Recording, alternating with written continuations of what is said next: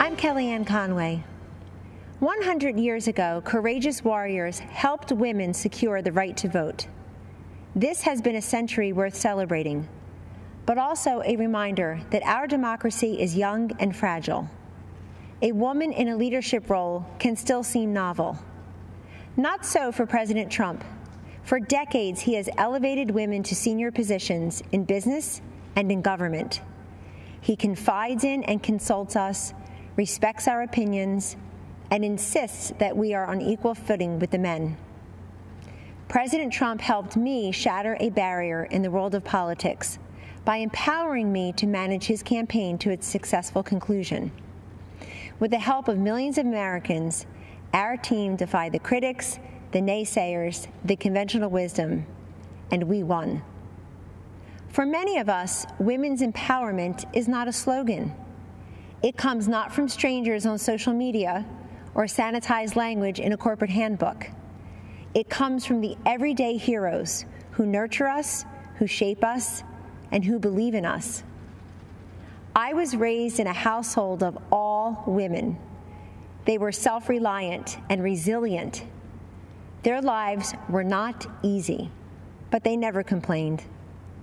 Money was tight, but we had an abundance of what mattered most: family, faith, and freedom. I learned that in America, limited means does not make for limited dreams. The promise of America belongs to us all. This is a land of inventors and innovators, of entrepreneurs and educators, of pioneers and parents, each contributing to the success and the future of a great nation and her people. These everyday heroes have a champion in President Trump. The teacher who took extra time to help students adjust to months of virtual learning. The nurse who finished a 12-hour COVID shift and then took a brief break, only to change her mask, gown, and gloves to do it all over again. The small business owner striving to reopen after the lockdown was lifted, and then again after her store was vandalized and looted. The single mom with 2 kids, 2 jobs, 2 commutes, who 10 years after that empty promise finally has health insurance. President Trump and Vice President Pence have lifted Americans, provided them with dignity, opportunity, and results. I have seen firsthand many times the president comforting and encouraging a child who has lost a parent who has lost a child, a worker who lost his job, an adolescent who lost her way to drugs. Don't lose hope, he has told them, assuring them that they are not alone and that they matter. There always will be people who have far more than us. Our responsibility is to focus on those who have far less than us.